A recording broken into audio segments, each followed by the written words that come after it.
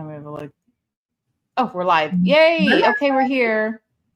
Everyone can, if you can hear us, that would be great if you could let us know, since we've had some technical issues. We can hear each other now. Right, right. If you can hear us. We were in here early, guys. We were on our A game. And then when we were in here early, my shit just get wacky. So I had to hop out and it would not let me back in.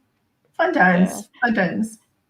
Fun. And my computer keeps like auto-correcting lightness. So sometimes I turn red and sometimes I turn green. And I'm like not a Martian or like taking acid. It's just I don't know. I kind of like the Martian theory. I think that's a little more fun to go with. I mean, plus it is October, so that's true. I could be a little witchy person, and give it witch, a Martian, whatever. Like, and really, you can just change each week. 1 week you can be Martian, 1 week you could be a witch. True. You know, I would say own all this discoloration then.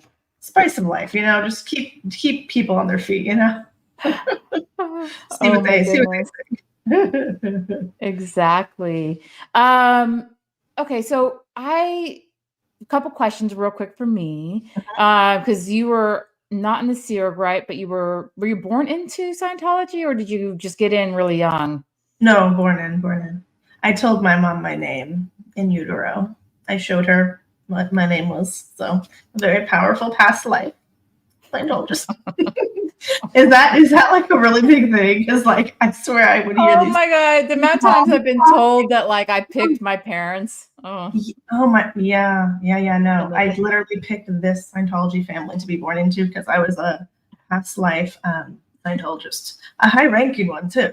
I can't remember the lady's name, but it's an actual person who lived, and like they knew about this woman. Like she died of throat cancer because she smoked cigarettes. Guess who's never smoked? Me. So of course that's like, it's just like more like ammo, right? Because in your mind you're like, what if it's true? I don't know, because you can't prove. That's what I'm saying. It's like you start getting mentally kind of screwed up so early because they get you on these things like, oh, I chose you or you chose me, and like all of us, you know, like there's this. Yeah, all that stuff, and like, fresh out of the implant stations and stuff. So I didn't hear too much about the implant station at least from my mom, but I did hear like I picked my name and it's spelled very different, right? But I wanted it because it was like I picked this, and I'm like, that's a very strange name. It's a very different spelling, and it's never really been said right on the first or fifth time. You know, most people like butcher it like a handful of times, and I'm like, it's okay. It's totally good. Because it's like it's spelled very different than what people are used to. So yeah, it is definitely some strange stuff. Yeah. Well, okay. So you're raised in Scientology, and I know we've shared pictures back and forth and you know, like things and stuff. And we were like, as children, we were both like involved in doing Way to Happiness things where you go and you hand out booklets or you wear T-shirts and you clean. And I've covered that some other times. Some of it was very unsanitary and not very safely done. Not to mention we were handing out booklets without an adult in gang-ridden areas. So that's a whole nother thing. I have pictures of this. It's kind of insane. And if anybody knows, like if anybody has more information, because I was so young, I don't quite remember. So I asked other people like, hey, do you remember this? Because like I'm just kind of now filling in the blanks because I so was not for Scientology growing up, and like so I really rebelled and pushed against it. So I didn't like a lot of my peers. You guys have so much more information than I have, and so I'm finally at a place where I'm like wanting to know, which is so bizarre. But I feel like it's part of your journey of acceptance and healing and like allowing it, because it's not like my thing that I ever wanted, but because it's something that, you know, we were born into and we know part. I agree. It's kind of like, I agree. I don't know. I know that that's weird, and not everybody will agree with that, and that's totally fine. Because I don't know, 4 or 5 years ago, I probably would have told myself to go fuck off. But now, I mean, for a long time, I just tried to bury everything, like it never ever happened. Same. And so, yeah, and I tried to hide it the best I could. Like I mean, we're talking about throwing away pictures, everything, anything that could give it away. I burned them. I was like, there's no evidence to be seen.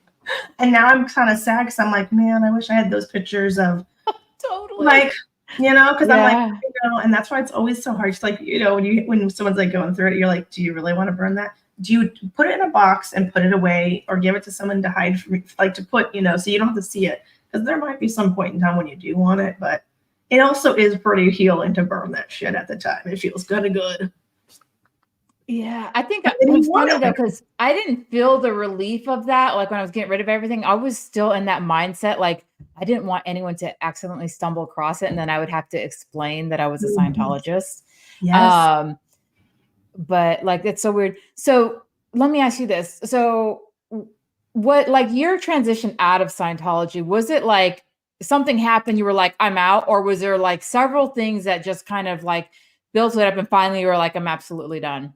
I never felt like I was one, if that makes sense. Like Oh. I never really like identified as a Scientologist. I would say my Hmm. parents are Scientologists. That's usually what I would say. Like in the Scientology Oh, world, okay. I would say, oh, my parents are Scientologists. I'm not.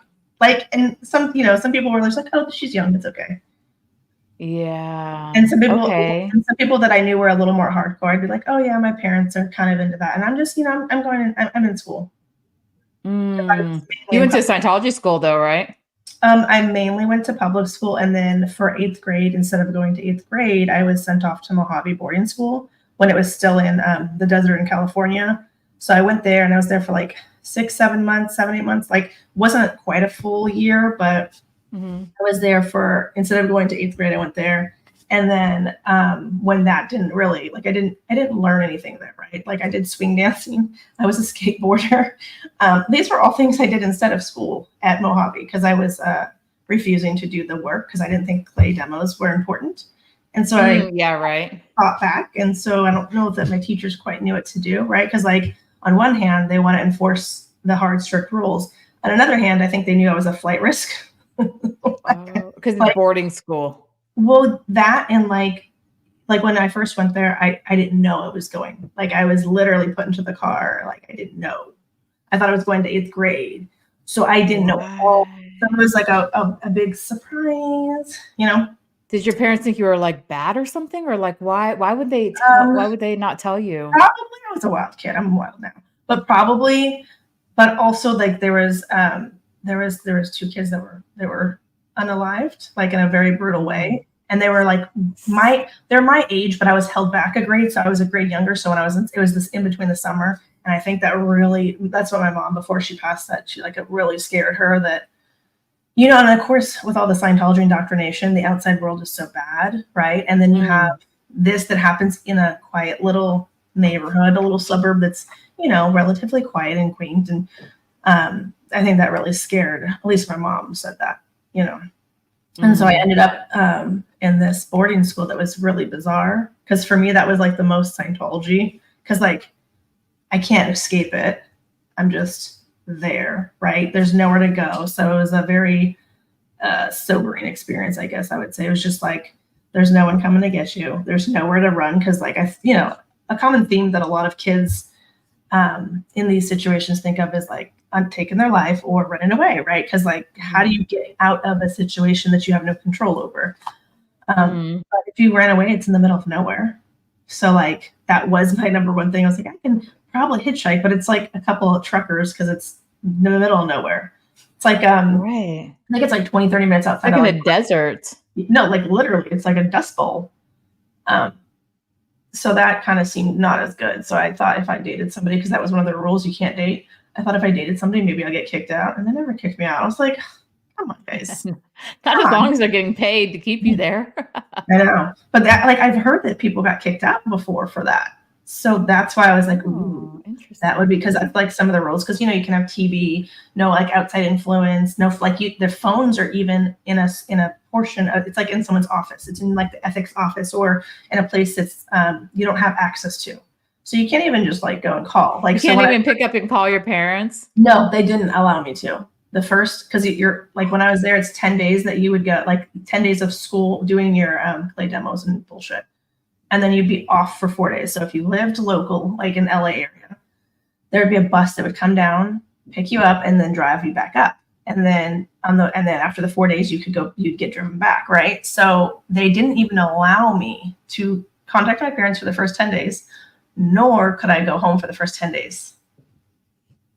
Okay, that's just weird. Yeah. So I'm pretty sure they just probably knew that I was like a flight risk, and that was their way of, like not having a bigger flap, with like a 14-year-old just running away in the desert because, that could have ended badly. There's not much out there. That's funny though that they had that restriction. I mean, I would have thought that was just like unique to the Sea Org schools or in the Sea Org in general, but like because we obviously had those rules, Right. but I didn't think other Scientology schools would. Well, that's what I was going to ask you is like in the Sea Org, because I was never in, were there rules? I've heard different, depending on the time frame, I've heard different variations. Like I've heard early on it wasn't as strict as it became, right? Like it became pretty strict. Yeah, it would get more and more strict over time. Absolutely. Yeah. And by the time I left, it was like it's hard to explain the hell that it had become. But it's funny because I did a talk with my cousin about this, where I called it like I think boiling the frog how long till I finally jumped out. Because a lot of things just go in, and at the time you think, oh, well, that sucks. Okay, I get it though. They're trying to get the ethics in and deal with something. It'll calm down a little bit, but no, it always stays at that level. And then they hit you again, and then they hit you again. And then they just went like all out and whatever. But yeah, like only certain people had cell phones, but there was no internet access on them. And we had text messaging, but then I think after I left, I had heard that they weren't even allowed to text from their phones. What they would do is set it up so they can text from the computers. Oh, wow. And then, so that way they can kind of screen what numbers are, being called. Because they have to see everything. It's so invasive. Yeah. It's so invasive. It is. It was always one of those things. And it's so weird because like, I feel like it's such a different perspective depending on who you talk to, right? So some of the kids that were like born into Sea Org parents or cadet kids, they have such a different experience than public for sure, right? Because just what you're allowed to do, where you live, how you live, and all that. And like, do you see your parents every day, or are they busy like in Sea Org stuff? You're right. It's so vastly different. There's such I mean, we started with family time for an hour a day, and that got canceled. Right. And what year was it that you left, or left the Sea Org? What year did you finally leave? Because that's probably two different. It was either, and I got real fuzzy on all this because I was in such a stupor by then. It was either the end of 2008 or the beginning of, or early 2009. I want to say 2009, but I'm not 100% on that. But yeah, recent. That's relatively recent. My kids were born in 2008 and 2009, so I'm like, oh, you're getting out. I'm like, okay, I'm having kids. Yeah, it is. I guess it is kind of. It wasn't that. I mean, I was in longer than I've been out. Let's put it that way. Yeah. And and I was like, my mom was working at the mission when I was born, but then she joined the Sea Org when I was 3. So I ended up being raised by the Sea Org because once you're in there, that's who takes care of you. Your parents, they work all the time. Like I said, we had family time, but then that went away. And then, pretty much if you saw them on, like they have the half day on either a Saturday or Sunday, it's a half day, not even a half day, it's the morning basically, where they get to do laundry and clean your rooms. And so you can see your parents. Laundry time, right? Okay. Yeah. Laundry time and clean your room time. And so that time we would get to see our parents if they weren't called in. But as it goes with the Sea Org, like sometimes they get real strict and they keep that in. So you have it, but then sometimes just everything in the Sea Org is so important and urgent and it's an emergency. And so then you then start to like not have CSP. They call it CSP, Clean Ship Program. Yeah. So they'll start canceling that or, and then like the schedule will be late. So like when I was a kid, on a really good night, my mom would be home probably around 11ish. Wow. But typically I would say she leaned more towards like 11:30, midnight. And then by the time, huh? And that's every day. Yeah, for sure. Every day. And so, like it's just it's funny. Like I've talked a lot. I guess I think I've talked a lot about it and stuff, because then you become the caretaker of your siblings, Mhm. because the parents are working and never really around. But like, and then we had the thing where you're like, you probably got told this too. I mean, I don't know if you did, but I imagine like where they tell you that you're not a child. You're actually like an old being in a Yeah. new body, or like a young body. Yeah, So you never really it's so fully get to be a bizarre. kid. And I remember hearing that more from Scientology. Like, I don't remember if I heard that from my parents, but I knew that was something that Scientology people believed in because I'd heard it from like Scientology, like maybe at boarding school or something, but I know I heard it like, like cut it out, cut out the bang, blah, blah, blah. Like you're just dramatizing. Like, oh my God. Like, and it's so sad because like as an adult and a parent now, like you understand the amount of harm that causes to a developing mind, like in general, because it's just like shutting out their emotions, which is such a big thing. And it's interesting because you see that even if it's not said to you, like my parents probably didn't say that a ton, I don't think, but I know I've heard it from other Scientologists, right? And like when you're, I've heard it more from like the nannies and stuff. I would say like the caretakers. I was going to ask you, what do they call them? So there were nannies until you become a cadet. And then when you become a cadet, like it's usually just one person, and it's the cadet coordinator. Oh. Yeah. Well, sometimes you have two people, but usually it's just one. I was going to say poor person. Because I remember like going to the events at a young kid, and like obviously they went until like 12, 1 in the morning. Like they went late. Like that's one thing. They were like really big on that. But if you were in the room with all the young kids, I hated being there because all these kids are screaming, crying, snotty nose, like not cared for, and just everyone's upset, and like the energy in there is like, like everybody's just like looking for their mom, and their moms are all out there like, it's like, what the hell, But I think I heard it because it was always very, it always seemed like younger, like very young adults, like maybe 17, 18, 19, 20-year-olds, like they were watching like this big mess of kids. Like there'd be hundreds of kids, I'm sure, in there. And they would just have like a movie play, like, they'd have a movie on the screen, and there'd be like some little trays of like deli meats and fruits and veggies, but like you're there all night and that's all you're eating. Yeah, I remember I never had to go in and be part of the taking care of the kids thing. Thank God. I felt bad for those people. I would like to hear if there's anybody out there that like was on the other side of it, because I know as a kid I hated that, and I'm sure that I do remember one or two times, like a kid or two jailbroke and got out of there, and it was like a disaster because at the end of the night when the event let out, the parents couldn't find them, the nannies had no idea, and then everyone's pissed. But I'm like, I mean, that nanny's literally sitting in there with like 50 children.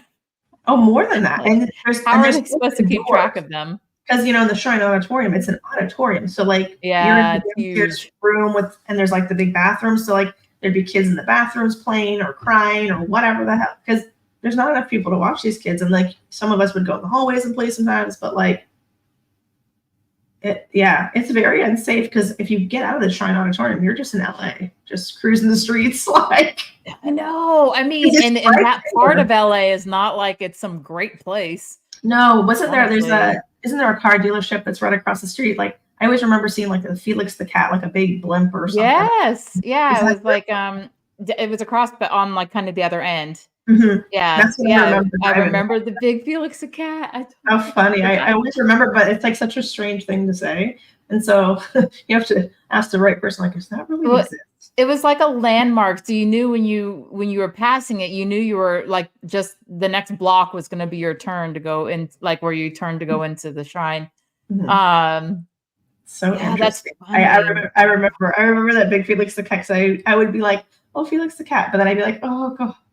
Like it's back to where I was, and I didn't want to go. Like I didn't like it.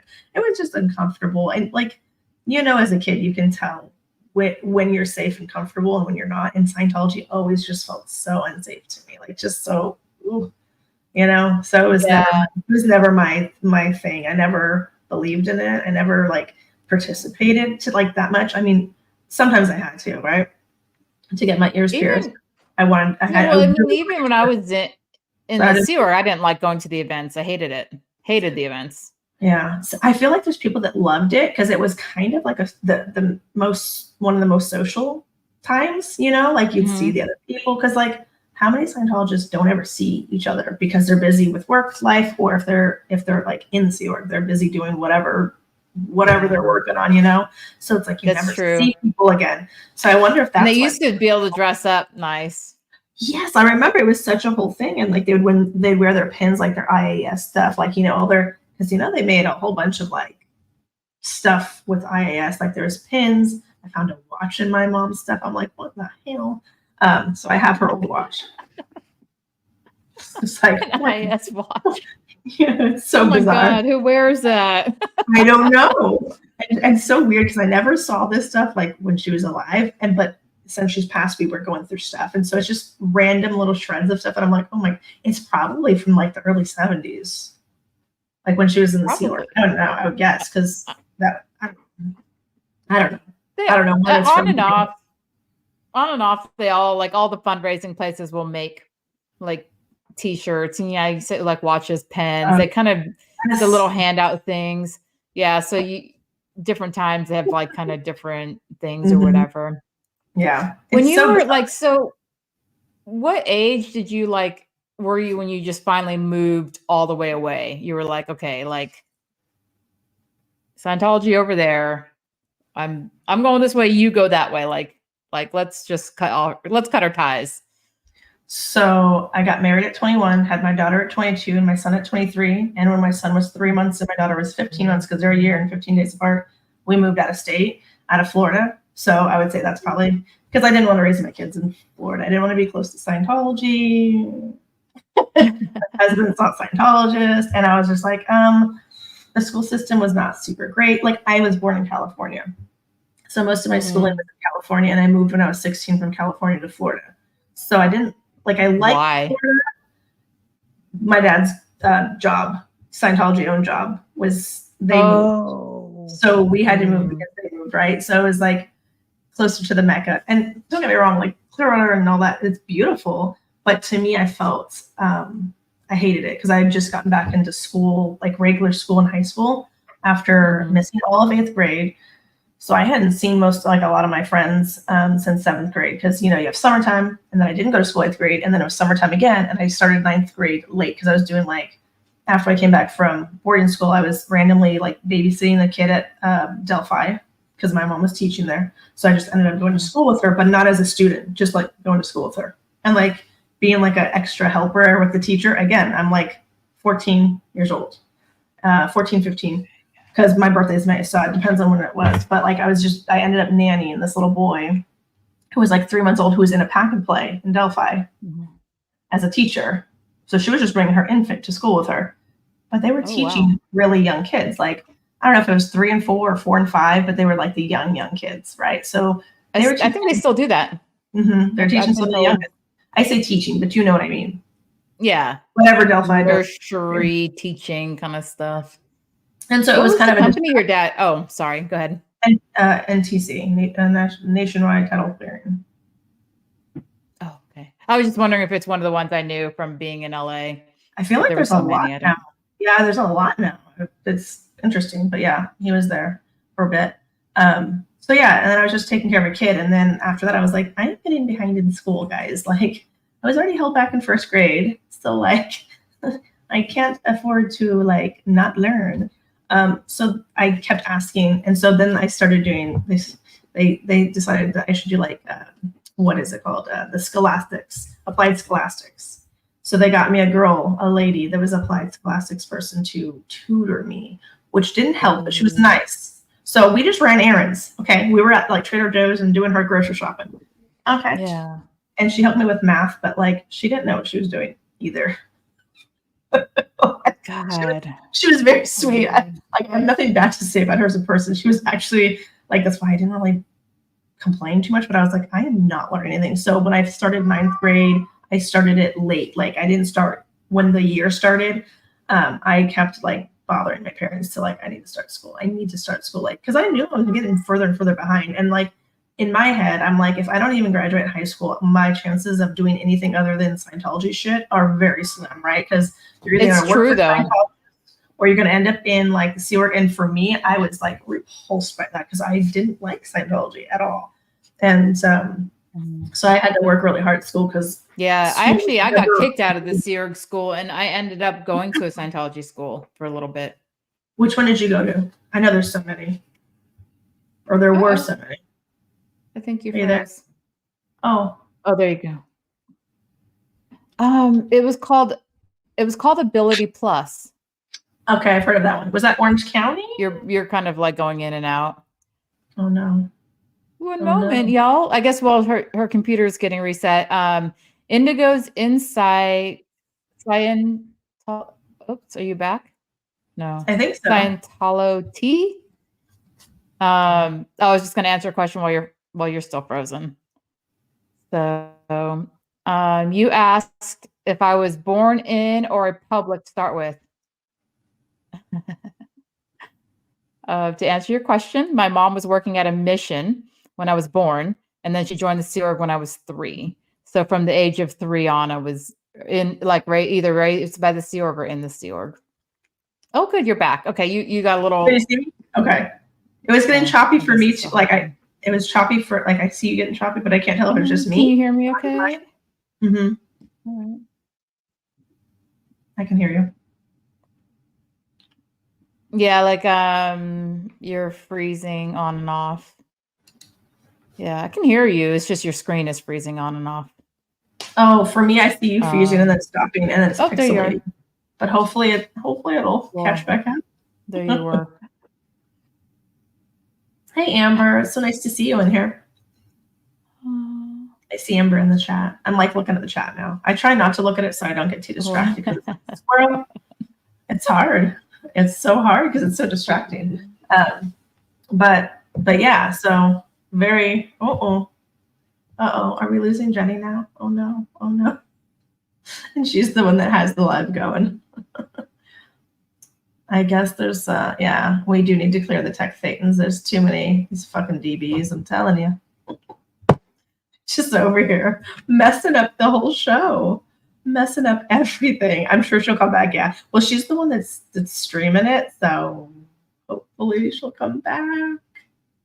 This is what happened to me earlier too, and it wouldn't let me back in for a little bit, so that's why we were late. I'm so sorry. Like, we were in here and everything was perfect, and we were joking how everything, like, there's always something that goes wrong, which is funny because we were like, oh wow, everything's going good today. And then it kicked, and then it was like messing up with me, and it wouldn't do my camera, and then it wouldn't do my my audio, and then it wouldn't, and then it would do my camera, but it wouldn't let me put a background or blur. So much fun. Okay, so I'm gonna catch up on the. Yes, I can see the chat, thankfully. Hopefully it doesn't crap out on me because yeah. No, I don't have 3 kids. I have 2. So I got married at 21 and my first kid at 22 and then my second kid at 23. And then we moved out of state at 23 with our 2 kids. So yes, but they were very planned and wanted. So that was definitely like, I was. There she is. Can you hear me? I can hear you. Hey, Jersey Jan. It's so nice to see people. I was like reading some of the comments when you were out. Oh, okay. Hey, cool. Keela. There we go. Dan, I was telling them how we were just saying, oh my God, everything is going so smooth. We're both in here early. We both got set up. Everything's good. And then it crapped out on me and now it's crapped on me. Hopefully that means we're good. Yeah, hopefully. I mean, to be fair, I do live literally in the middle of nowhere. It took me 12 different internet companies to find one that actually generally works. Damn. Yeah. I'm like literally surrounded by cows and fields and stuff. So I'm not, we're not like city bound here.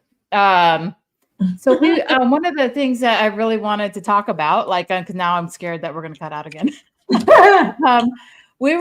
and I, we were actually talking about this a bit like off, over the past several days. And then I thought, you know what, we really should have a conversation about this, about like the different trauma that people go through and experience. Obviously, my experience was in the Sea Org, yours probably was with Scientology, but even just in general in life, you can have some very difficult experiences and situations. Like even after I got out, let me tell you, it was not a walk in the park. No. And I bottomed out several times. Yeah. And like there's ways of like dealing with it, there's ways of coping with it, there's ways of actually healing from it. And yeah, and I thought that would be a really interesting topic because I think people respond differently.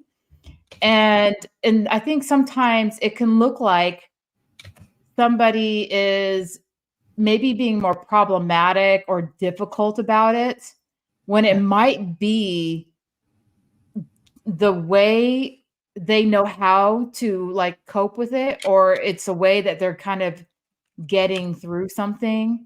Like I was thinking of some funny examples, and like just to be like a very unattached kind of an example. Like back when I was a child, had this friend of mine, and this is when she was 12. I think I must have been 13 or 14. I was a couple years older than her. She was a little bit mature for her age. I mean, if that's even possible at that age, but like more developed and stuff. But she, like most kids, wanted attention, and she just like constantly didn't get it, like ever. Like honestly, as long as I was friends with her for a year or some odd, never once did I ever meet her parents.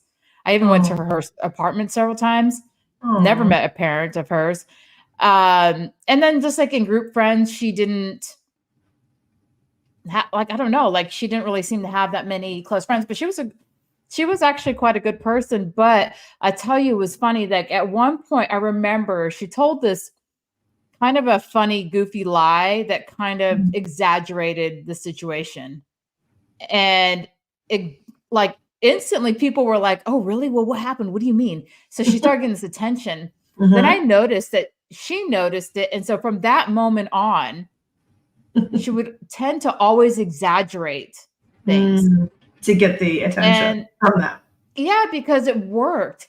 And she got friends that way too, because now she was more interesting. And it's funny because for me, because I'm generally speaking, I'm a very realist kind of a person. It either is or it isn't. And if you're saying something other than that, it kind of annoys me. But and it would annoy me a lot. I'm like, what are you talking about? We didn't do that. Like, come on now. But it took me a while of like even starting to feel like I didn't want to hang out with her anymore. Yeah. And then somebody actually, and then somebody pointed out to me, somebody older, obviously, so they had some more experience. And they said, she just has found something that kind of works for her, but doesn't change who she is as a person.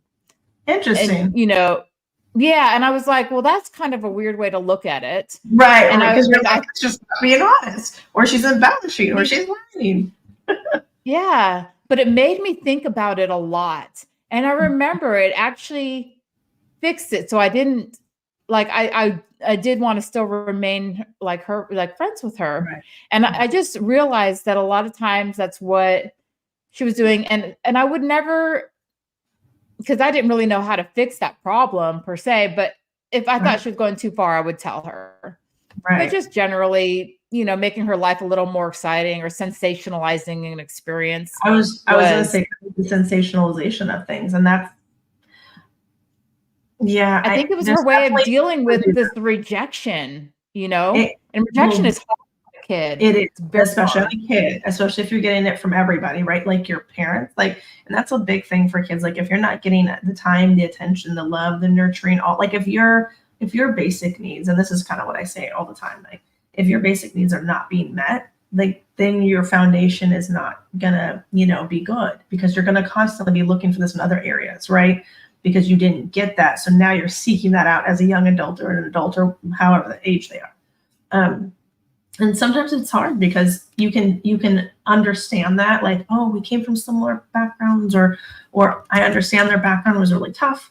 And so I can understand why the behavior is the way that it is, even if you don't agree with it. Like sometimes that's hard, is, being mature about stuff. It's just knowing that not everything needs to be a negative. It's just they're looking for something that they didn't get in a different way. So while I might not do it, and maybe it seems a little bit strange to me or to somebody else, that's like you just said, that's their way of getting the attention that they didn't get, but that they should have gotten. Mhm.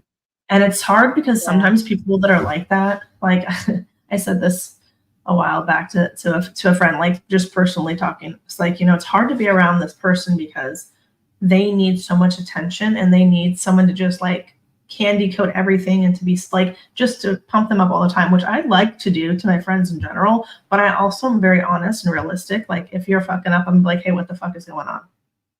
Like, this is not you. Yeah. Like, what is this? And I also, like, I know I'll have friends be like, hey, are you good? You've been really quiet lately. And I'm like, no, I'm kind of depressed. Like, just a little depression season. Don't worry about it. Like it's normal, but it's like, it's not, but it is, right? Like, I know because I'm just not masking it as much. Like, I know sometimes these big feelings come on. Sometimes stuff happens that triggers you or brings you back to something that you didn't have control over or that you didn't like, or that was just a really tough time.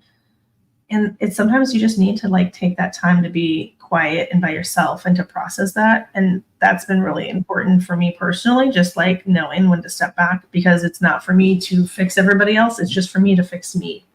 And that's sometimes hard too, because if you are a helper, it is hard to see people that need help, but we can't help them because sometimes it's something that they have to go through or do or understand on their own. And you can just be there to be supportive or to be kind, and then not to, I really try something I know that is a big thing in Scientology is like the judgment is really, So really real. aggressive, so aggressive.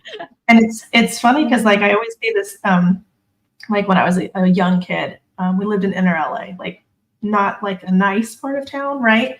And I lived in, like my family lived there until I was 7.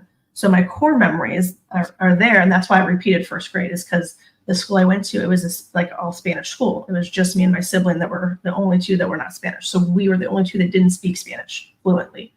And so I didn't learn anything because my teacher spoke and taught in Spanish too. So I just sat in the classroom and like colored and cut stuff and, like didn't really do a whole lot. Right. So when we moved to the suburbs, I had to repeat. But when we would go shopping, I remember there was like someone that was like strung out on drugs in the parking lot, which is very normal in inner LA, especially at this time.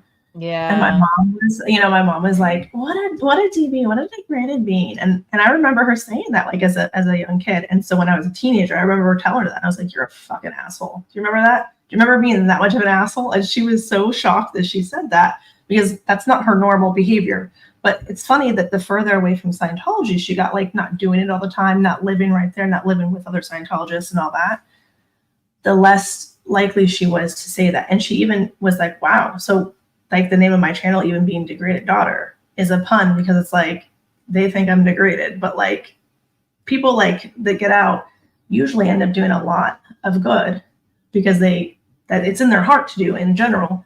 But it's funny that we're the degraded ones because we didn't like the abuse and we didn't like the nastiness of what Scientology does and turns people into. Yeah, we dared speak out. Yeah, like the narcissistic, self-serving, like kind of bullshit that it's just, yeah, Oops. But yeah, it's just interesting because some people have such like deep-rooted needs, and it's like, oof. It's never going to be one person that's going to fix that, because that's an internal job, right? Like you got to fix that on your own.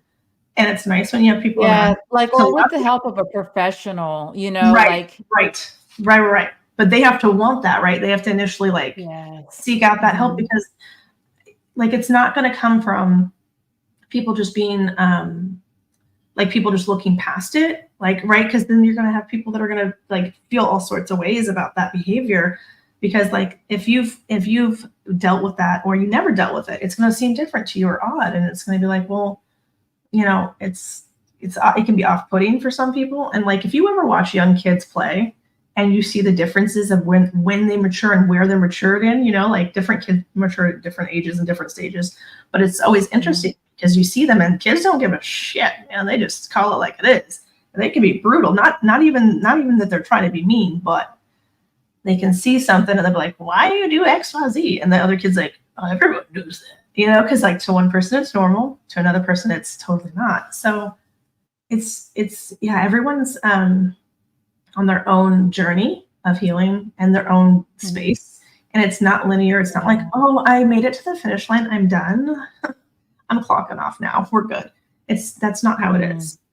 Like you're gonna be forever dealing with stuff, no matter what it is, even if you don't have psychology background, you know?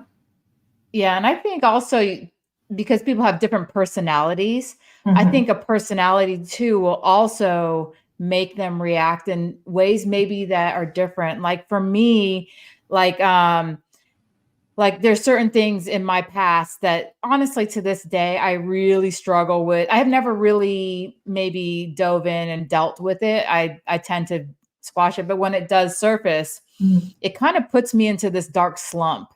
And it's really hard for me to do anything. Like I actually, when I hit it, I don't want to do anything. I want to sit on my couch. I don't want to eat. I don't want to talk to people. I don't want to work. I don't, you know, all that. And so I have to, by the time I recognize it usually takes a few days. I'm like, oh my God, I'm in this again. And then I'm like, okay, well, I need to get out and go take a walk or do something that I like. Right. And I'm like, but I don't want to get up and go do that either. Right. So you have to push yourself and it's hard. Right. It is. Yeah. And so, and I'll do it and I'll just day at a time. It might take me a couple weeks, but then I'll go, okay, well, I also like to do this and I like to do this. And I just force myself to just do little things that I like to do and then make myself do it until it starts to come natural again. But like, I have a friend who, they have more of a tendency to go into like fight mode. So when the trauma gets all stirred back up again for them, they just blow up and they attack and attack and attack. And it's like, oh my God, calm down. No one's even mad at you. Like, and then, you know, and stepping back and now having kind of been in this community for a little while and seen a lot. And I've talked to people from different cults and different experiences. I'm looking at it differently. And I go, you know, between the personalities, the different types of trauma people experience, the things that people can deal with better than others and others, you know, like we all deal with things differently. And sometimes little things to us might be huge things to someone else. So everyone's going to deal with it differently. And I think really what that's done for me is I may have a difficult time dealing with maybe a person involved in the way they're dealing with it. So I tend to pull back instead of going, hey, what's your problem? You know, what are you doing? Oh, that's not true. Whatever it is. Yeah. It's more like you can kind of like almost give some grace. Right. Let them have give them some grace. Like, it's fine. And realize, that's the way they know how to do it. Maybe it's what's getting them the attention that they need. Right. To work through it. They probably, and it's like, it's funny because like, you know, when people have these, when little kids have big feelings and they don't know how to express them, what do? They scream or they cry or they throw a tantrum. They don't understand how, and that's totally normal. For kids that were never allowed to have those fucking feelings and that are still suppressed and they're in their 20s or their 30s or their 40s, that shit's fucking hard. Yeah, I imagine people would be getting upset. And I imagine, you know, some things are going to be very touchy. And I mean, it's hard, but like, when you have parents that you see go through that or like older, like other people that you can see go through it and it can be like, oh, okay. I said like you might not get it at that time, but I feel like it's one of those things that you kind of remember that everybody else is going through some stuff, even if they look like they've got it all together. Because guess what? The people that look like they have it all together probably don't. They just don't want to put that on other people. Because to me, I don't like putting my shit on other people. I would rather, keep it to myself and figure it out because that's what we were kind of told to do, right? Like as kids, like make it feel right. Like you're responsible, you're at cause. Everything is it's all on you, good, bad, or otherwise. So, so there's still that little bit of fuckery that plays, you know, like just. Oh, for sure. But it's true. It's hard for people to like, and I know how I was when I was not in my best headset. I was not very nice, but I was like also just like self-isolating because that's kind of my thing. I'll just I'll go in the room, I'll watch Netflix. I'm gonna order food because like I can let certain things go, but like we've got kids, so I'm making sure that they're fed, right? Like I'll do grocery delivery instead of going to pick it up because I don't want to leave the house today, right? Like I did a lot of that. And it was also during like the pandemic, so it was kind of great. It kind of worked out a little bit better for me because I was like, sure, I'm going to DoorDash 5 times a day. The fuck? What? So bad. Like, don't blow your mind like me, guys. Don't. But I was at least making sure that I had some things like checked off, right? Like I showered pretty much daily because I know that like if I got that far down for me, it would be like, oh, that's hard. Because sometimes people get so depressed or so in whatever pain that they're in that doing the everyday things are a struggle. So I would get up and do my routine, right? I would still take a shower in the morning, take a shower at night, and do that was like my basic self-care, just to make sure I'm clean. And I'd put my hair up or do something with it, but like I would do some stuff because, like you said, it's like once you let certain stuff go, it's hard. I wasn't leaving the house a whole lot at that time, but I was just too volatile. Like I was like, I'm gonna cry at the drop of a dime. We have the pandemic going on. We have politics being weird. We have all this, and then my mom was terminally ill, and that was like, and then just like waiting to see if she was gonna like if it was gonna be curable, if like what it was, trying to get a diagnosis, because Scientologists don't really love doctors, so like that was a whole kind of stretch. So that was my kind of medical drugs either, like that's right, and it's yes, especially if it's something that's like it's like it needs a surgery or it needs medication or it needs like chemo, because they're so against chemo. What is the whole thing with chemo? Like I know I've heard it's in like I know a lot of Scientologists who did do chemo. They did actually do the cancer treatment, but it's weird, like in the Sea Org I broke bones. I was not even allowed to have like Tylenol, ibuprofen or Tylenol. Right. Absolutely not. Right. No. Yeah. You can go get a Scientology assist, which let me tell you does nothing. No offense. That shit was always gross to me. Like, don't put your fucking hands on me, you grimy little shit. Like, and see, this is just that was me as a kid too. Like, if they were done, like, don't fucking touch me. What the fuck are you doing? They rub you a little too close. You're like, that is my boob, and stay back. Yeah, stay back. Yeah, I was in trouble at boarding school for having breasts, dude. So like, yeah, everything's a fucking crime in Scientology. Boobs, existing, breathing, like whatever. Everything's a fucking issue. When you're that much of a turd, everything's an issue, you know? Like you can just find. And you mentioned this earlier, and I feel like circling back because I think it's an important point where you brought up like when you're raised to not express emotion, and you brought up, remember, like you told you're being you're dramatizing. So Scientology has this pile of words just for a child getting upset about things that children get upset about. Their words, and they're all negative. So you have being dramatizing, being banky, yeah, H-E-N-R-E, which is human emotion and reaction. Which is like, what the fuck is wrong with you? You guys all said this as adults, like. Man, I wish I could go back and smack the shit out of some of you. Like, what? You're being downstat. Oh my God. You're being downstat. Yeah. Interbulating. Why are you interbulating me? It's like there's so many words and they all have negative connotations, but they all come in around when you're expressing emotion.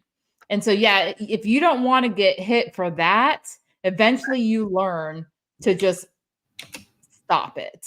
Like, you just know that if you get crappy and angry about something, it's going to be so much worse than if you just suck it up and pretend it doesn't exist. You know. Well, and I think that's why a lot of us self-isolate. And also on the flip side, that's why a lot of us have a lot of pent-up fucking anger. I mean, hello. To me, it makes sense. Or it can snap so easy. You know? Right. To other people, that may be like, what the hell? But like, so for me, that was me as a teenager. Like, I was more rebellious as a teenager. I was the one that was like, what is this and why are we doing this? Like, I am not gonna write up my siblings for OWs and shit. Like, what the fuck kind of shit? Like, when that started, I was like, this is weird and wackadoo. Like, why are we doing this? Like, to me, I just felt like that's gonna make us not have a bond. Like, do you know what I mean? Like, to sit there and tattletale like on your siblings or on yourself. And so for a while, when we'd have to do it, I would hate it, and I would be like, I don't have anything, so I'd make up stuff. I'd just be like, and then I was finally like, you know what? Let me put them in that this will for sure. Like, let me tell my parents I stole some money from their wallet, because I did. So let me tell them, and then I was like, that for sure will stop them from asking. No, it didn't. No, they're just like, well, let's keep doing it. You clearly have more to go. As long as you have bad indicators, they're going to keep on you, or you don't pass a meter check. And it became like a weekly thing. Like it was like a Sunday thing. Like it was a Sunday catechism, which I was like, this is fucking wackadoo. Like, what are we doing here? So. Are your parents still Scientologists? Yeah. Oh, my mom is deceased, but yeah. Really? Wow. What is that like? You being totally not, and I mean, I can't believe they haven't told you to stop, like them to stop talking to you, or your dad to stop talking to you. Like, how weird. I know. Well, we don't really talk much, but I mean, I haven't had this connection. Like, well, not officially. I mean, I've been blocked by a few people on social media because when I first posted like anything anti Scientology, which was like after my mom passed, her house sold, and so we got a little bit of money from that. So when that money came in, I'd already thought about this long and hard. So I was sent to boarding school, and one of my teachers there is still alive and well, and like my mom's house that that sold, she bought from him. So after my parents split, she had to get her own place, and then she got her own house in Clearwater near the Hacienda Gardens. Like it's close to there too. Of course, over there. So they ended up buying that house because, Scientologists buy stuff from Scientologists. They keep it all in house, keep all their money. So anyway, she ended up buying her house from my boarding school teacher, which was fucking weird to me. Like it really creeped me out. But because we got some money from that, I then took a chunk of the money. I took $500 and I donated it to the Aftermath Foundation.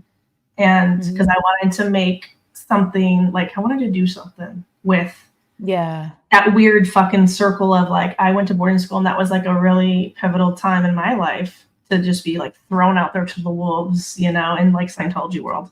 So I wanted to do something that I felt would help. And at the time, that was the only foundation that was out there, was the Aftermath.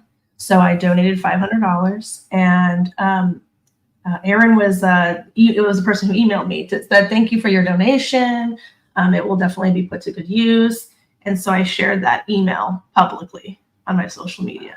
And I shared, I was I'm going to rip off the Band-Aid. because most of my friends didn't know that I was raised Scientologist. They knew me and they knew my family. They'd been over to my house and all that, but they didn't all the weird Scientology books. They didn't really realize what they were, right? Because we were just kids just hanging out and stuff. So I had never really publicly told people that ooh, I grew up in this weird thing. And it's been this lingering cloud over my head.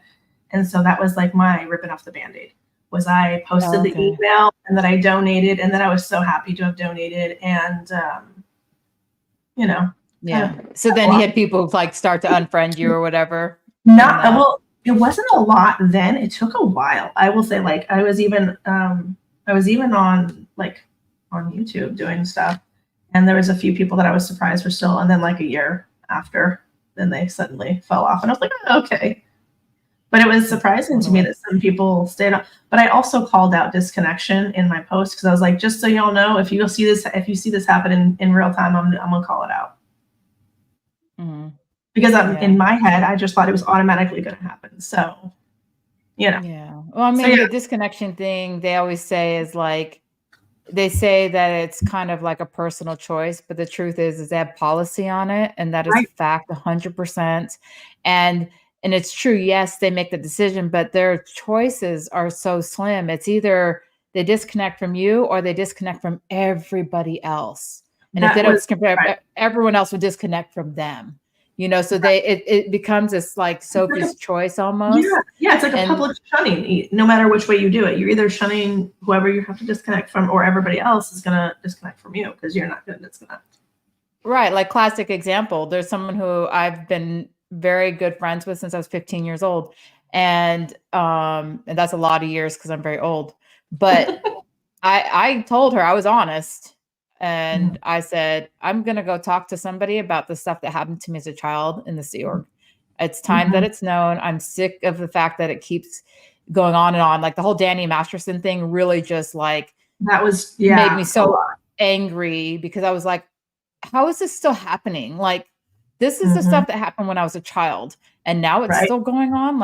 Even though it's in there, you don't really hear about all this stuff. Right. And so I just was infuriating. I said, no, they don't get to get away with this. I'm going to speak out. And then she was like trying to get me to stop and not do it and da da da. I said, no. I said, I will, whatever I do, I'll take it down. I'll stop doing it if they stop covering up for people who are people and people who essay people and pedos. And they can't do that, can they? And I said, I know you're going to have to disconnect from me. And she said, no. Like, she goes, obviously I'm not going to do that. We've been friends for over 30 years. I'm not going to do that. Da, da, da, da. And sure as shit, though, she went and told everyone else that she wasn't going to be talking to me or reading my just general, like, hey, look at the cool things around me kind of post. Like, she was going to bow out. So that is disconnection. Yeah. It might not be this public. She doesn't text me anymore. She doesn't call me anymore. That's it. Yeah. I think that they're just trying not to say that they're doing it when they're doing it, because they don't want to be held accountable for doing it. Like, because they know it's, they don't want Scientology to get a bad rap for it. Exactly. The same way that, like, they still probably encourage some women to not have pregnancies in different ways now, right? Because it was so much backlash at the time.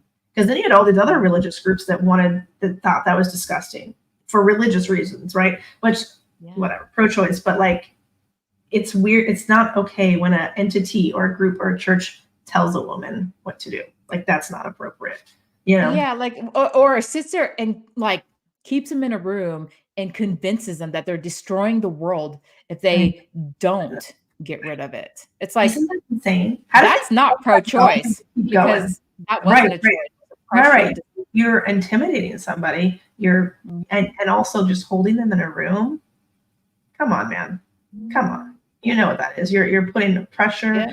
I got told to handle somebody on it once. It was first and last time they ever asked me to do that.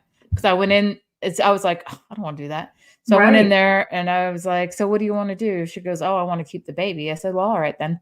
And then I went outside and I said, well, she wants to keep it. And they were like, I literally got screamed at. Top of this woman's lung, she screamed at me that I was suppressively reasonable and that I had. That's pretty good. Suppressively reasonable. I had out ethics, mutual out rudes, like all this stuff. And I was like, she wants to keep whatever. Yeah. So she left and had the baby and everything, but they never asked me to talk to anybody again about that issue. See, that's just it. It's like, if you do such a bad job, yes, you'll be in trouble, but yes, they'll probably never ask you again. So that's the thing is you have to be willing to take that wrath. I know. And it's hard. And so I understand why a lot of people don't do it. I do too. I do too. Because I was always like rebellious as a teen. And like, I used to be like, why does no one else fucking say anything? Like, you all see this shit. Some of you see it worse because some of these kids are living in it so much worse. And like, especially when I was at boarding school, I was like, why are you guys here? Like, where are your fucking parents? You know, like, I know why I'm here, but like, I could still, not that I could go home, but you know, I can go home on the 4 days. Some of the kids couldn't even go home on the 4 days because they didn't live local or their parents didn't have time or whatever. And I'm just like, in what way is that a good thing? Like, having kids but then never being around them, having kids but never interacting with them. Like, it's so bizarre. And that's sad because they've been with my parents. Right. They've been. I'm like, if you didn't want to do the job, you shouldn't have had children. Right. And it was, right. And that's so sad. But like, my mom was the opposite. She wanted to be a parent so bad. So she was like, she stayed at home as much as she could. And she hated when she had to go to work. Like, she didn't want to. Yeah. And so when we had to go to like daycares or like Scientology stuff, we hated it because to me, I was like, this is unsafe. Like, for me, I knew Scientology felt very unsafe. And when you have when you grow up in that environment or you know that it exists and you have like a bad thing that happens or bad things that happen and you know it's never going to be okay. Like, does that make sense? Like, you're just not safe with these people. You're not safe with their values. Yeah. You're just not. Yeah. I mean, there's a lot of stuff that happens to a lot of, like, most of the people that I've talked to that have grown up in Scientology have, like, listen, we have some fucked up stories, but it's pretty normal to us. Like, when we're talking, like, when we're off screen, it's probably going to be a little more like, oh yeah, then this big horrible thing happened. And we're like, oh, really? Oh, that happened to me. But like 2 years later. And it's like, oh shit. Like, you realize that this is such a pattern when you're in this Scientology world. because Scientologists believe that other Scientologists are just inherently good people. Like they don't believe that they're bad. Oh, like I've heard that. oh, I've heard them say totally. that. I've heard that. Is that a thing that you heard in the Sea Org? They are literally the most ethical people on the planet. Okay, because I've heard that so much, and one time I like yelled and cursed my mom out for saying that. I was like, "You're fucking an idiot." Really? Yeah, but I was allowed to say that. I was allowed to be that kind of out ethics. So like, I had the grace to do that, and I say that because I know that most other kids that had Scientology parents, they would not. Like, I would make fun of all the Sea Org members when we were young, and we'd be driving down there. I would be like, ew, they look like desperation, dirty cigarettes, and stale coffee, Mom. Like, this is gross. Like, what is this? And she thought it was funny. And I will only talk about my mom because she's deceased. I know that sounds weird, but they can't do anything to her now. Does that make sense? Like, I wouldn't have promised anything, but because she's deceased is like the only reason that I really wanted to be, that I felt like I could share, because it wouldn't be something that could be used against her, because she was so terrified of disconnection happening. So she couldn't fathom speaking out. So like when she did start to have doubts, she would secretly talk to me because I was the out ethics kid all along. So came full circle there, you know. Right. Like, She already knew that you were like not all attached, and you're not going to go write her up, because that's the other thing.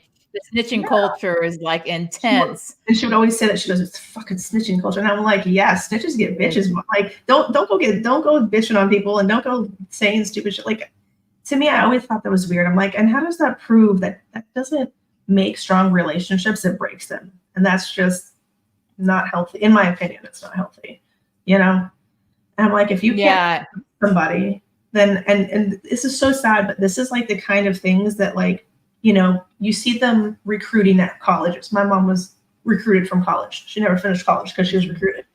And so all these people that are protesting, I'll take a quick second. I thank you so much for being out there. It's amazing. I never thought that this would be like a reality, that this would be happening. So thank you. Mm-hmm. That's everybody. So Laura. It's so insane. And I love to see it. I mean, I can't watch every single thing because there's so many, which is such a good problem to have. I know, it's true. Amazing. It's true. Yeah, exactly. And I want to like I think I'm going to go through and do comments soon, like comments and questions. So if you guys have any, throw them in there.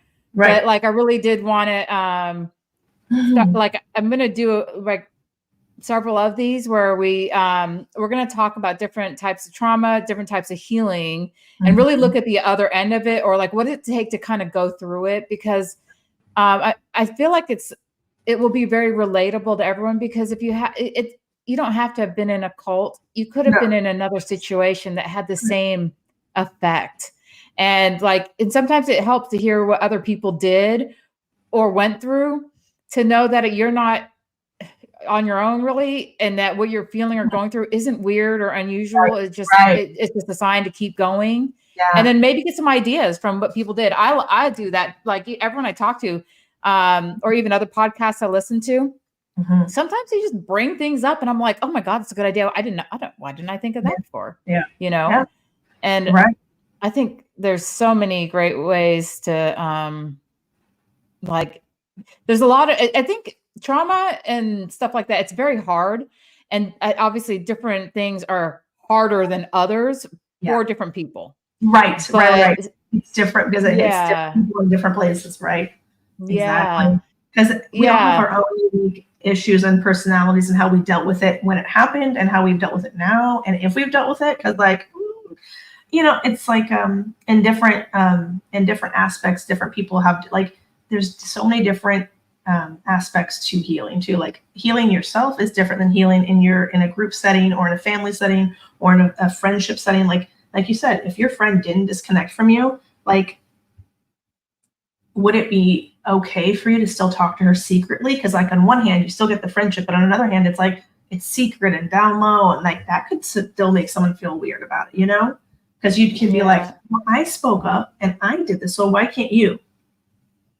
But then that's putting pressure on the other person. If they're not ready, they're not ready. But I'm just saying that can be, Yeah, sometimes it sounds so stupid. Like, it sounds like it's such an easy thing to speak out, but like, depending how far in there you were and how much pressure and things that you went through, I'm telling you, like that interview I did with Aaron, or no, that one, yeah, with Aaron, but especially like the first time I was even talking to my cousin about it, like when we did it, there were times I kept losing my voice in the middle of talking because my nerves were so, I didn't know, like, it's a it was, lot. I don't even know. It was a lot. It You're was a raw and you're vulnerable and you're doing it in front of everybody. And you're like, oh my God, what if they judge and me? you don't know what repercussions are gonna come. You don't know. Right. Because when you first start doing it, you're just assuming the worst. Because like so many of us know people that have been disconnected from and have had such tremendous deep pain and loss because of their bravery to speak out. In my opinion, bravery, because it's not the most fun, guys. Like sometimes I try to keep it light because I don't want to have a little mentee bee, but it is a lot of shit, it's a lot of shit to decompress and to power through and to make sense of, because it's, again, like, you were born into it. You didn't have the choice. I was born into it. I didn't have the choice. So, and Eric, I see you in the chat. I love you, dude. I can't wait to go back to California because I'm going to fucking tackle Eric. I'm going to give him the biggest hug. And I love Laura. Laura is in the chat too. I feel like he's Eric, like my brother without knowing him. I've had a few requests to do a chat with you, Eric. So I think maybe if you could email me, that would be amazing. Do it. And then he's amazing. We can do that. He's been and so then go ahead. I'm sorry, I'm fangirling. I love Eric. Yeah. I love that you're doing that too. No, I remember seeing him like when Laura was live and he like was talking to her and it was so cute. It was such a sweet moment. I love you so much, Eric. You're the fucking best, dude. Seriously. So like it's just here's what he said. This was kind of like what we were saying. Yes, and it's hard because everybody has different aspects that they have to consider and think about, I see that someone asked if I had siblings. Yes, I have siblings. Yeah. Oh, that's the one I meant to click on here. Here you go. Thank you, Witness. And I'm glad you're here. Thank you for being here. Yeah. Thank you for being such a great support. You've been so sweet this whole time. She always has such great comments too. I know. Insightful and kind. I know. Who knew that these kind of nice people existed? Like, yeah, I do have siblings. That was the question. One is a Scientologist. And yes, still public. I don't know what they think about me speaking out. They don't really bring it up. So I don't know. I'm sure it's not the most exciting, but I can't say it's probably awkward. I would think it'd be awkward for them. I don't know. It's kind of one of those things. Yeah, but you'd have to do the good roads, good weather, where to keep everything kind of like light and fluffy. Maybe. I mean, I don't know. I'm not a light and fluffy person when it comes to that. Like with other people, I think I'm lighter. And then in my own family, I'm like the meat. I am the meat one. I'm not kind of, I am. I'm the meat one in my family because I'm the only one that's really said or spoken up. Because there's a lot of things that like you see that are just like, what in the hell? And when things don't make sense and when they feel so invasive. And for me, I've had a lot of traumas directly, in my opinion, directly related to or like just completely with Scientology. So to me, I'm just like, no thanks. Like I don't, and I've been very specific, like I don't want my kids around it. So before my mom had passed, like I told her, I was like, you are not to talk about Scientology to my kids or you will never see them. You will never be around them. Like I put down I'm a mean mama. Okay. Like I'm a mama. I'm mean as fuck. Okay. No Scientology. I don't want you doing touch assist. I don't want you talking Scientology to them. I don't want any of that shit around them. And she was like, okay.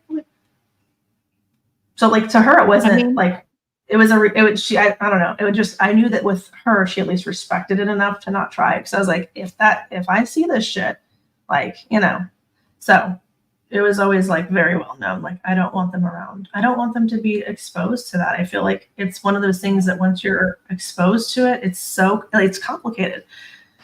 And even if it's normal to me, like it's not how I would want to, it's not how I will raise my kids, like the amount of shame. It doesn't need to become normal to them. Right. The amount of shame that is in that and the amount of victim blaming And, you know, the fact that they're ableist, sexist, a little bit, you know, like if you look at some of the teachings, like racist, and like all this stuff that's just not good. And I was always very, very like when my first was born, I was like, I don't want them around any of that. That no one comes out of the womb, you know, like hateful, right? That's a learned behavior. And, you know, they don't come out being judgmental little shits, you know. So no, my husband has never been in Scientology. Like he's not at all. He was raised like Christian. So no. That's So good. This one cracks me up because I just have to say this. So she goes, mutual outrage. That's the thing. If you don't go along with the snitching culture, you are gonna get nailed like for mutual outrage. Like what they're gonna do is they're gonna then dig in on you on whatever you have going on that you couldn't report them, because they take that as an indicator that you are committing crimes. Like that's how that works. It's really bizarre. So you either contribute to the snitching culture or you get in trouble for it. Okay, so in saying that, I think that's so interesting because I felt like in a lot of ways, because I went against the grain, I was labeled troublemaker, rebellious, the bad kid. So I always felt like in that aspect, I was kind of the scapegoat. So if anything was wrong, it had to be me because I'm the out ethics one, and I'm the, like, you know what I mean? Like I'm the trouble one. And everybody else is just easy smeezy and they'll go along with whatever. But I never liked Scientology, and I made it very well known, you know, even as a kid. From probably about middle school on. Like before then, I was probably a little too quiet and a little too meek to say anything, you know?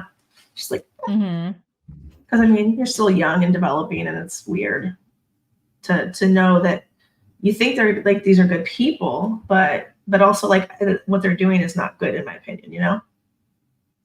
Yeah. Here's I thought was interesting too, because it's actually a good point. It says, another thing about this cult is everything is built from fear and negativity. So that fear thing is actually, it's so true. It is how the control is kept in, because you're scared all the time of so many different things that you self-police. Not only do you have like an ethics department pouncing on you, seniors pouncing on you, but you'll do it yourself because you know there's this variety of things that you're just going to get in trouble for, and they make sure it's miserable for you when you get in trouble. It's not like, oh, you get a little slap in the hand. No, you're going to be scrubbing dumpsters at 2:00 in the morning, you know, or whatever. It's you know, they make sure that you feel that pain. Let's see. Which is so gross because you think about it and you're like, that's not, I mean, I get it. That's exactly like you said, they're just controlling everybody. So I get that I was able to be as cheeky as I was because I wasn't in these positions to where I would have that kind of punishment. So, you know, take that for what it is. It's not like everybody had that. You know, they couldn't all do that. You know? Yeah, I think it's also different levels depending on the organization, or if you were in Scientology, just how your parents were, how deep into it they were. So like, you get some parents that were like so hard, even though they weren't in the steer, they were like as hardcore. And then you get some that still understood that a child is a child, you know. It just was few and far between. Okay, so this one says that you have to come back on MHM, and I'm not sure what that stands for. And I would love to have Jenni on. Well, email me. I don't know what the abbreviation is, so I'm really super sorry. But go ahead and email me. Mental Health Matters. So that's their own channel. It's Keela and Dr. Gretchen. So they have a channel together. Oh, okay, cool. Actually, when you say Mental Health Matters, now I remember hearing about that. Okay, this one here. Oh, I think this is when we were talking. So my therapist calls it being a toxic fixer, that I ignore my own needs to help someone. But when they don't accept the help, I feel like I unappreciate and get mad. Yeah, I used to do that because I was the same way. I used to try to help every single person all the time. And if they didn't take my help or rejected it or kind of twisted it all ass backwards, it would really frustrate me. And I think because it made me feel like a failure or something. But I've learned that's one of the things I have learned to let go. I've learned that I can't fix everybody. I can only offer, and if they want it, they do. If the person doesn't want help, then they don't want help, and until they do, it's very difficult.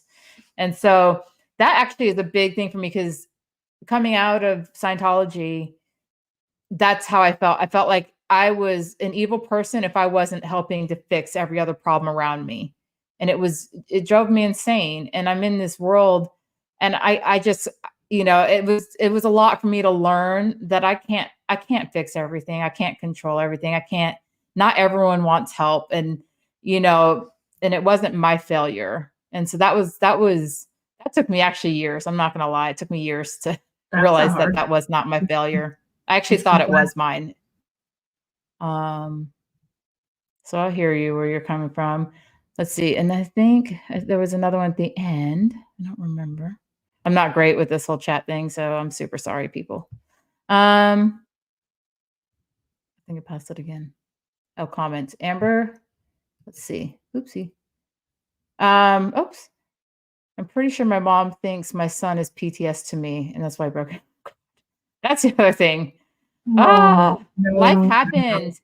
People get sick, things spread, a kid is going to play and fall, it just happens. But yeah, in Scientology, that means the person is being suppressed by someone or by the middle class. And yeah, somebody's always evil, basically. It's a terrible thing, honestly. To be blamed, always. It's so insane. No, my husband was never in Scientology. No. Hell no. No. That's my fuckery that I bring to the table. That's my fun fuckery. It's my bag of wild tricks that I bring along. No, he's got nothing to do with goodness. Thank goodness. Oh my God. This one needs a whole talk on its own. The training routines, what they are, how they evolved over the years, what they did with success through communication, the added TRs there, and these new ones that I've been hearing about, the OSA TR things that they did. Oh my God. So I'm going to have to do something about that one, because that seems good. Yeah. It's such a crazy way to control people, actually. Well, and I think that's, keeping Scientology working also kind of like brainwashes you before you do each course. Like, yeah, I really want to be here. But see, when they would ask me if I want to be there, I'd be like, no, I don't want to be here. No, my parents are making me. Why are you here? My parents are making me. And they'd be like, you can't be here. You need to go. And I'd be like, okay, peace. So I didn't really do a whole lot. I didn't do it. And I would tell them, be like, no, I don't want to fucking be here. If you say you don't want to be there, then you're, what is it called? Open-minded. And open-minded is not a good thing in Scientology. It's a totally different definition. Isn't that funny that that's a bad thing, that you're open-minded? God. Yeah. Goodness gracious. Yeah. It's insane. I remember the first time, when you get the exams at the end and they say, would you like to write a success story?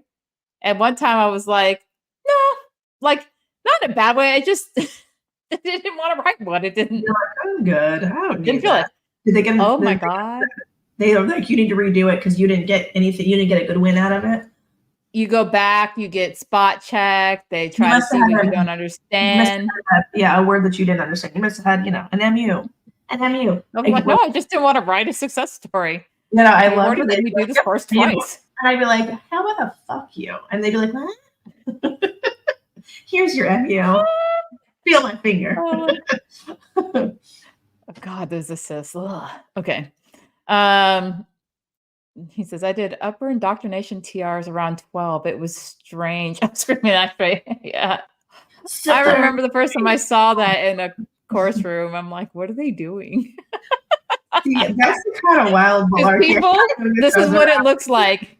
If this is an ashtray, it's on a chair. They yell at the ashtray. They say, stand up. And then they go, thank you. Sit down on a chair. Thank you. Like, apparently it's your intention, not your hand and your brain, but it's your intention that is making that ashtray go up and down. I gotta say, if I saw that, I probably would start laughing. Because that's the kind of ethics kid that I was, guys. When I first saw that, I was like, what is this? What are we doing? Right. What are we doing?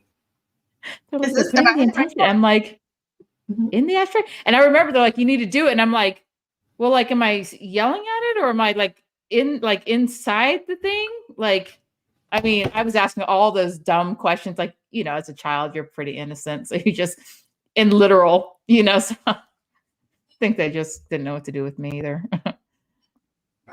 You're like, do we just move So on? funny. Oh, so funny. Even though it was clearly your hands making. Yeah, that's exactly what I was just saying. Oh my gosh. Okay. Well, did you have any final things you want to like say or whatever? No, I'm just laughing at a blowjob. So I'm just laughing at that because it's just kind of out there, And this is probably why like some of the weird out there stuff either doesn't bother us at all, or we're like, I don't want to hear any of it because we're sensitive to it, Because we've heard enough whackery in our life. We're good. We're good. But some of it's kind of interesting. So I'm like, tell me all. Depends on the time, though. Depends on where I'm at. Because sometimes I'm like, I can't compute no brain cells to do that with. Like, no, we're overloaded. Yeah. Yeah. But I think it's funny because like sometimes like you and I were in it. So we'll talk about these things and it's stuff we've seen 100 times. But like for all of y'all who've never been in, I'm sure most of the stuff sounds extremely weird. And right. like it doesn't like, register with me usually until somebody says it. Then I'm like, oh yeah, that is very weird. It is weird. It's like I guess that is different. Right. And it's like trying to explain that to people that don't understand that is also kind of isolating because it's like it's so bizarre that you don't really want to go down like doing all that because it makes you feel like, oh, this is kind of weird and you don't understand it. No, it's weird if you do or you don't understand it. It's just people that are not used to it and they're going to look at you like, what the heck? Like, So I think that's another reason why it's important for people that have that background to speak up or if it's safe and comfortable, right? Because there's so many that can't, and I understand that. Like it's a hard choice to make for a lot of people. So I hope that people can see that there's community and people that'll understand all the strangeness of your upbringing if you grew up in Scientology. Yeah, exactly. Yeah. And also like between that and people who've been in abusive relationships or other cults, like just the ability to give them some grace as they reintroduce themselves to the world and bumble around. Cause I'm telling you, it's over 10 years for me to get my footing and lots of ups, lots of downs and really hard falls, before I got there. But I think like, even if like, say you run into somebody and they're dealing with something in a way that you just can't stand because it's not your personality, even just stepping away and leaving it sometimes is like it's giving them some space, it's giving them grace because somebody somewhere along the line, while they're calling out and crying for help in their weird way or normal way or weird to you way, somebody may come along and go, okay, I know what you should do, and I think, and then obviously if you have suggestions, obviously throw them out. I mean, why not? But if it's too much, because sometimes people aren't even open to it because they don't think there's anything like they don't think it's an issue, right? Because if that's what they're used to, then that's hard to be like, hey, like you're acting a little different. And of course, if someone says it to you, you might become defensive, right? Because you're like, what do you mean? What do you mean I'm acting different? So it's sometimes it's hard. And I think sometimes the nicest thing to do is just to step away, like you said, and give some grace and some space so that they can decompress and process whatever it is that they're dealing with in whatever way makes sense for them. Because like sometimes I even annoy myself when I'm going through some stuff, like, and I know I am. I can just see other people being, God, she's so irritating right now. And like, and that's okay. I'm not like all down about that. It's just that like I'm probably dealing with it in a way that is different than somebody else would. And I've noticed, there's certain things that just get me fired up. I'll even watch a TV show and it will like give me the creeps or and I'll get all like I'll just start spewing nasty things to the TV as if that even does anything. But it makes you feel better. I think like sometimes I think it's reactionary, like I just don't even think about it. I'm like, how could that person blah, blah, blah, blah. My boyfriend will be like, it's a TV show, right? And I'm like, Yeah, I do it too. Yeah, okay, Yeah, you know, whatever. yeah. And I was like, do you But think then that someone else, like yeah, what? someone else might that's not their thing. They don't get upset by it, but you know, like maybe something else like ticks them off, you know? Yeah. And then Yeah, some people, like that friend of mine, sometimes they sensationalize things because it's like, you know, I mean, maybe they're doing it for the wrong reason, but in some cases, maybe it's just because it's they feel like it's the way to bring some attention to what they're trying to deal with and work through. right. Right. So I think it's at least something to consider. And then Yeah. personality clashes are real, so let's just be honest about It's that. hard. And it's like, sometimes it's like, okay, I get not everyone's gonna get along, and that's fine. It's totally fine. I mean, do you get along with every single person that you work with or that you went to school with or that you're like live next to? Like, there's a lot of things where you're just in the same vicinity or, area as Yeah. people that you might Yeah. not have anything else really in common with, and that's okay too. Like if you have connections, Yeah. then cool. And if that's not your thing, like you don't really want to have connections, you just want to do your thing and then get out of there, that's okay too. But I think it's sometimes hard because people's feelings get involved, right? Because they think one thing and it's Yeah. another.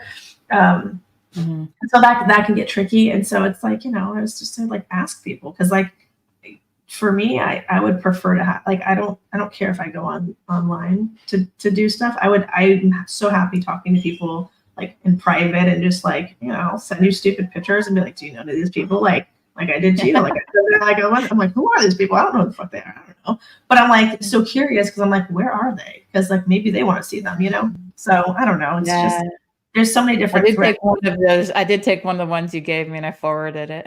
Oh So yeah, that we could see person. Yeah.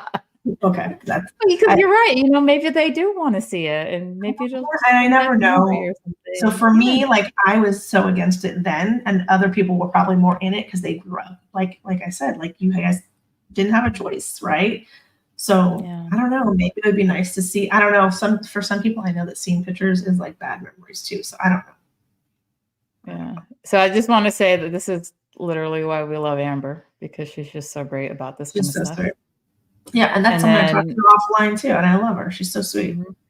and it's nice that we Yeah. have people that we can understand without having to have a whole bunch of context and there's no judgment. It's like, oh yeah, this is happening and this is happening, and you know, we can be there for each other and be supportive, which is to me that's important because I never would have thought I'd be talking about Scientology like ever. I hated it. I still do.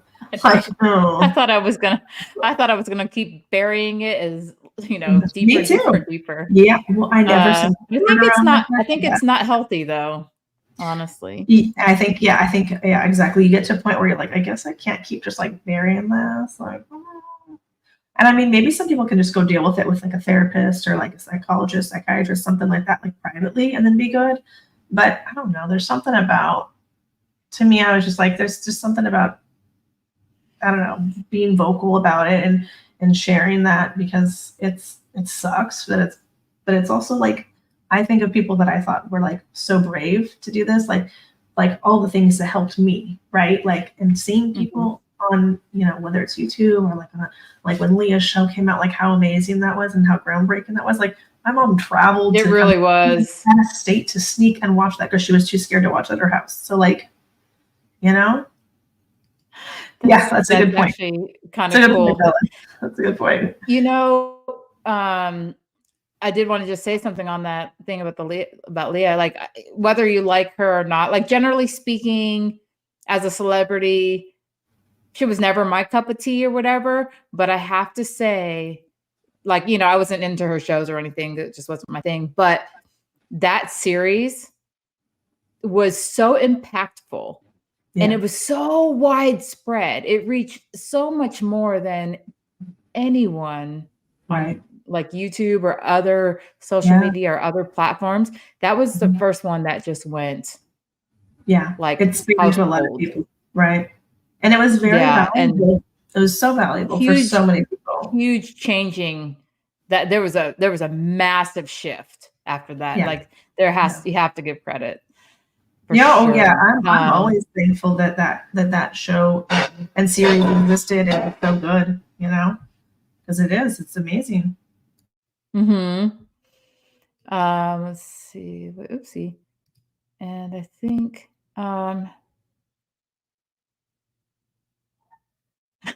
kumbaya thing. Oh, thank you. Everyone's gonna feel how they feel. That's okay. Their feelings are all valid, you know? It's like there's no right or wrong. It's like you can feel how you want to feel. You know? Yeah.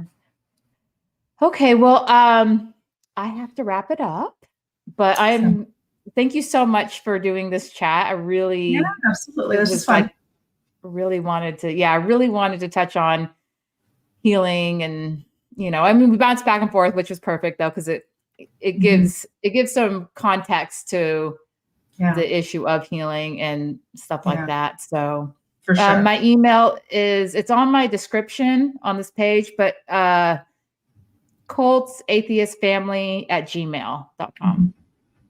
And then that's my email. So, but we'll be back again, obviously, because I definitely want to do more chats with you for sure. And then I have another one scheduled for. I'm already drawing blanks. I'm so sorry, people. Is it Tuesday? What is it? Tuesday? Tuesday. Thank you. Yes. I told Tuesday you we talked. At 7. I won't blow who it is, but I told you I talk to people offline, and I like that too. I think that's important. You know, that's so funny. Okay, so if you would like to tune in, this is going to be a chat about how, from being in the Sea Org, we were able to what kind of we went through to kind of get our footing. So we're going to discuss a lot about that. And to getting to the place where we are now, which is obviously a lot better and stable and stuff. But, it was quite the journey. And then I'm going to do a chat with Miriam on Friday night. I'll put that up soon. But that's going to be in reference to the training program that was created at the time they ended the cadet org. It's where they stuffed them, and what that was all about, what happened. Quite the... I'll be watching that. I love it. Kind of thing.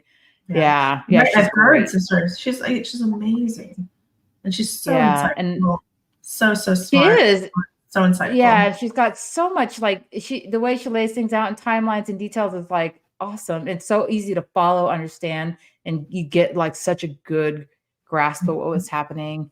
Absolutely. We're gonna do another chat on resilience and healing with Angie. The following Tuesday after that. And then my cousin and I, he's just been so incredibly swamped right now. So we're going to, we have a couple that we're going to pre-record, and we're going to kind of throw those in and around and stuff like that. And so, I'll try to keep them all posted in the community thing and schedule them. I'm stuck sometimes and get them scheduled at the last second like this one. But anyways. It worked out. We'll do another one. It worked out. All right. Thank you, everyone, for being here. Thank you guys for tuning in.